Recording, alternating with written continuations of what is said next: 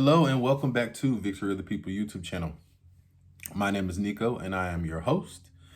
We are continuing on our journey to start a business, all the way from your vision to making your first point of sale.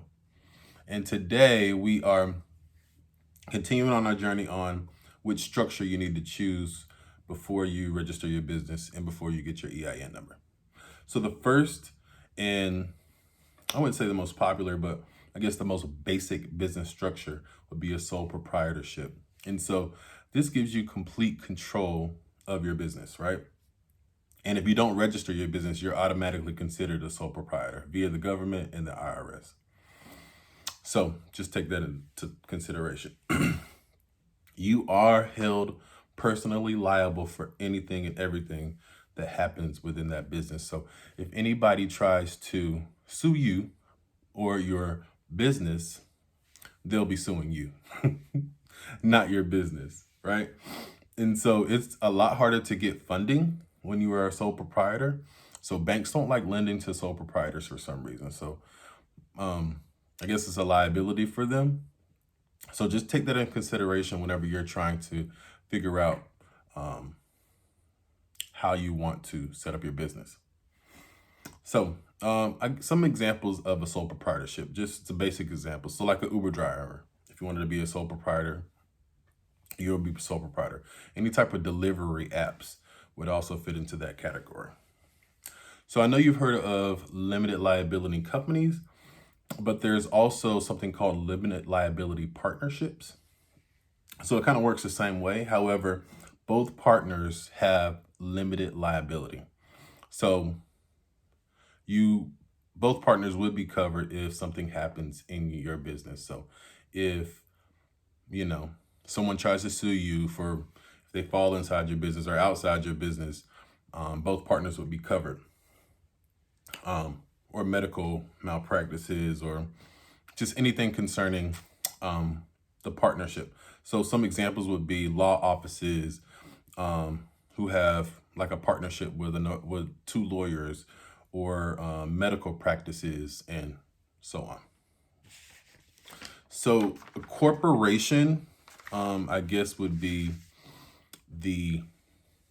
one of the biggest and most major types of ways that you can incorporate your business.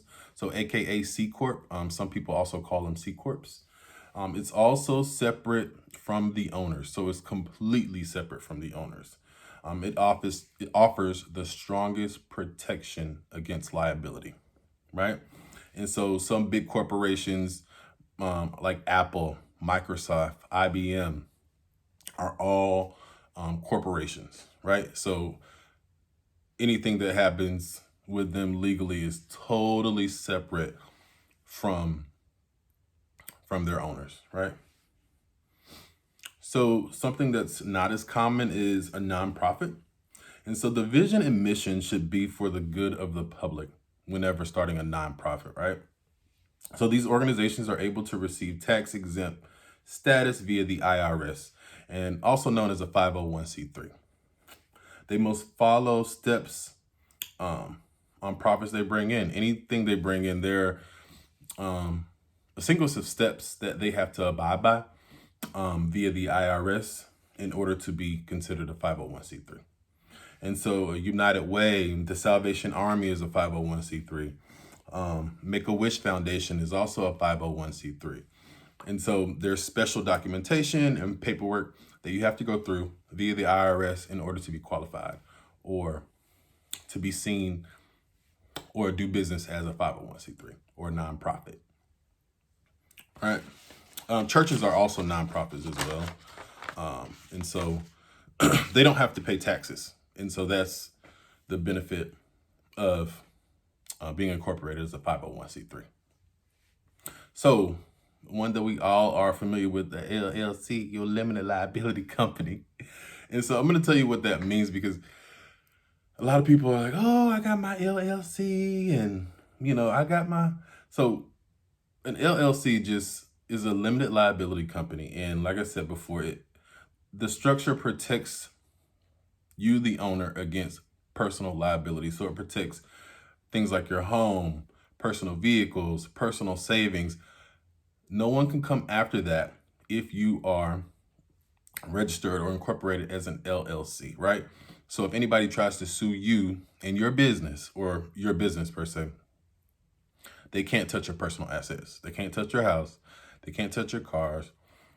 They can't touch your personal savings, right? And so depending on which state you're registered in, if a member leaves your organization, it would have to be dissolved, right? So unless you have it in your paperwork or in your articles of incorporation, the steps or the sequence of steps if a member decides to leave. Because in most states, if a member decides to leave your LLC, you essentially have to dissolve it and reestablish the LLC. All right. So that is all for today. I hope you all got that. I know that was kind of fast, but I just wanted to give you essentially the overviews of these, the way you can incorporate your business, right? So that you can have a profitable organization. So that is all for today. If you guys are enjoying the content, please like, share, and subscribe. Again, my name is Nico, and this is Victory of the People. And you will have the victory over your life. Just keep pressing forward. See you soon.